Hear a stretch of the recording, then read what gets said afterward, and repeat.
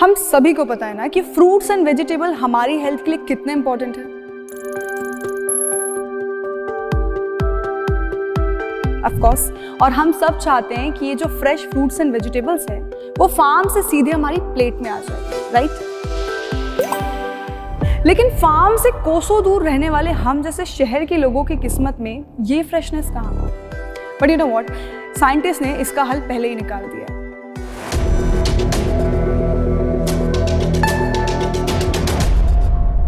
Yes, frozen food के नाम से। फ्रोजन फूड का कॉन्सेप्ट ना पहले वेस्टर्न कंट्रीज में बहुत पॉपुलर था, फिर धीरे धीरे ये एशियन कंट्रीज में आया और हमारे प्यारे भारत देश में भी अब ये काफ़ी पॉपुलर है। एंड एज अ रिजल्ट धीरे धीरे इसके कंज्यूमर बढ़ने लगे। और ऑब्वियसली बात है, जब कंज्यूमर्स बढ़े तो इससे रिलेटेड डाउट्स भी बढ़े। मुझसे भी बहुत सारे लोग बहुत सारे सवाल पूछते हैं, जैसे फ्रोजन फूड में न्यूट्रिशन कम हो जाते हैं क्या, या केमिकल्स हार्मफुल होते हैं, या सबसे ज़्यादा कॉमन क्वेश्चन कि प्रिजर्वेटिव्स हार्मफुल होते हैं क्या, एंड बहुत सारे और भी सवाल। तो उन सबको अब हम साइड में रखते हैं, because tone up is here to answer all your questions. Let's start this and watch till the end. तो सबसे पहले बात करते हैं इसकी फ्रेशनेस की। होता क्या है कि जब तक ये सब्जियां अपने पेड़ या पौधे से जुड़ी होती हैं तब तक ये सबसे ज़्यादा फ्रेश होती हैं, मतलब इनमें न्यूट्रिशन सबसे ज़्यादा होता है। इसीलिए आपने अक्सर देखा होगा कि हमारी मम्मियां सब्जी वालों से हमेशा बहस करती रहती है कि भैया ये सब्जी फ्रेश है भी या नहीं। बट आज तक किसी ने बोला है कि उनकी सब्जी फ्रेश नहीं है। सो आर्ग्यू करने का कोई पॉइंट ही नहीं है, राइट? पर बासी फल और सब्जियों में प्रॉब्लम होती क्या है? रेस्पिरेशन। एग्जैक्टली, रेस्पिरेशन की वजह से इसमें वाटर और हीट दोनों रिलीज होने लगता है, जिसकी वजह से इसके न्यूट्रिशन थोड़े से कम हो जाते हैं। अब आप बोलेंगे कि नहीं भैया, हमारे सब्जी वाले के ठेले पे तो सब्जियां एकदम फ्रेश दिखती हैं, तो भाई ये आपकी किस्मत है, क्योंकि नॉर्मली ऐसा नहीं होता। मल्टीपल टेम्परेचर से गुजरने के बाद होलसेलर के पास पहुंचती है, वहाँ से रिटेलर के पास पहुंचती है, और वाया होते हुए 5-10 दिनों के बाद वो हमारे तक पहुँचती है। तब तक उसके न्यूट्रिशन 20 से 75% तो कम हो जाते हैं due to oxidation and respiration. तो अब सवाल ये है कि फ्रोजन फूड के न्यूट्रिशन का क्या? देखो, होता क्या है ना कि इन फ्रूट्स और सब्जियों को तब प्लग किया जाता है जब न्यूट्रिशन की मात्रा सबसे ज़्यादा होती है, और एग्जैक्टली उसी स्टेट में इन्हें फ्रीज कर देते हैं। और ये तब तक उसी स्टेट में होते हैं जब तक हम इन्हें पैकेट से नहीं खोलते। तो जब हम इन्हें पैकेट से निकालते हैं तो हमें न्यूट्रिशन एज इट इज़ मिलता है। 1998 में फूड केमिस्ट्री नाम का एक ब्रिटिश जर्नल आता था, जिसमें रिसर्चर DJ फेवेल ने एक एक्सपेरिमेंट किया था। उन्होंने विटामिन सी को यानी कि एस्कॉर्बिक एसिड को एज अ मार्कर यूज़ किया और फ्रूट्स एंड वेजिटेबल को राइपनिंग से लेकर कंज्यूमर की स्टेट तक अच्छे से स्टडी किया।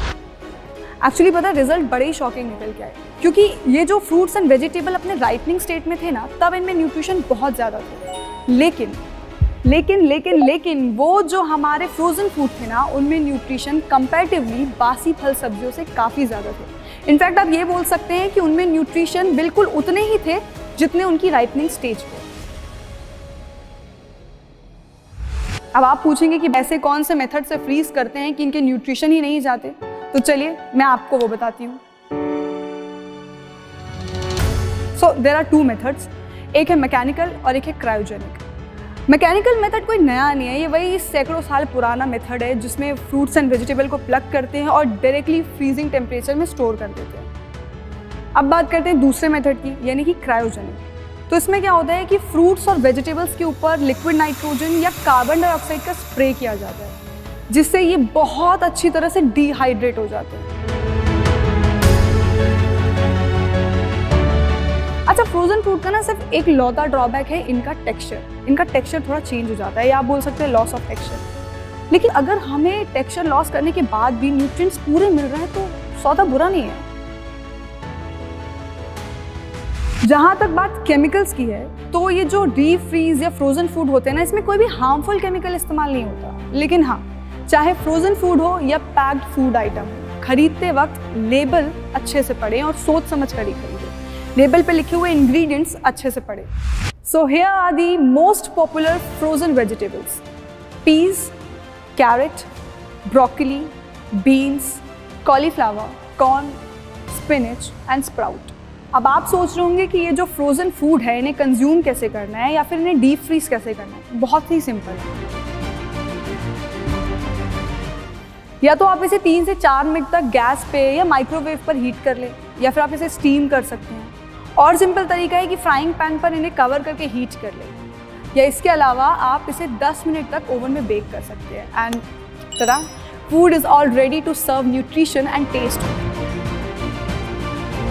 लेकिन हाँ, एक बहुत ज़रूरी बात, मैंने आपको बताया कि जो फ्रोज़न फूड होते हैं इनमें न्यूट्रिएंट्स ना के बराबर लॉस होते हैं। लेकिन आप फ्रोज़न फूड को कैंड फूड आइटम से कंफ्यूज ना करें, क्योंकि जो कैंड फूड आइटम्स होते हैं ना, इनमें प्रिजर्वेटिव इस्तेमाल होते हैं और इनमें न्यूट्रिएंट्स जो है वो कम हो सकते हैं। एक्चुअली ना, ये ज़्यादातर fruits and veggies specific place, specific condition, specific season और स्पेसिफिक एटमॉस्फेरिक कंडीशन में ग्रो करते हैं। लेकिन जब से ग्लोबलाइजेशन हुआ है तो ये फ्रोजन फूड आइटम्स का कॉन्सेप्ट पूरी दुनिया में चल पड़ा है। सो अगर हम न्यूट्रिएंट वाइज ये फूड की लिस्टिंग करें तो सबसे टॉप पर तो ऑब्वियसली आते हैं हमारे फ्रेश फार्म के फ्रूट्स एंड वेजिटेबल्स, लेकिन उसके बाद आते हैं हमारे फ्रोजन फ्रूट्स एंड वेजिटेबल्स, क्योंकि उनमें न्यूट्रिशन एग्जैक्टली उतने ही होते हैं जितने उनके राइपनिंग स्टेज पे थे। और उसके बाद सबसे लास्ट में आते हैं बासी सब्जियां और फल, जिसमें न्यूट्रिशन ऑलमोस्ट खत्म हो चुके होते हैं। सो अगर आप भी डर रहे थे ना फ्रोजन फूड से, if you were also afraid about this frozen food items, तो I think this is the right time to give it a try. एक बार ट्राई करिए, and yes, don't forget to subscribe.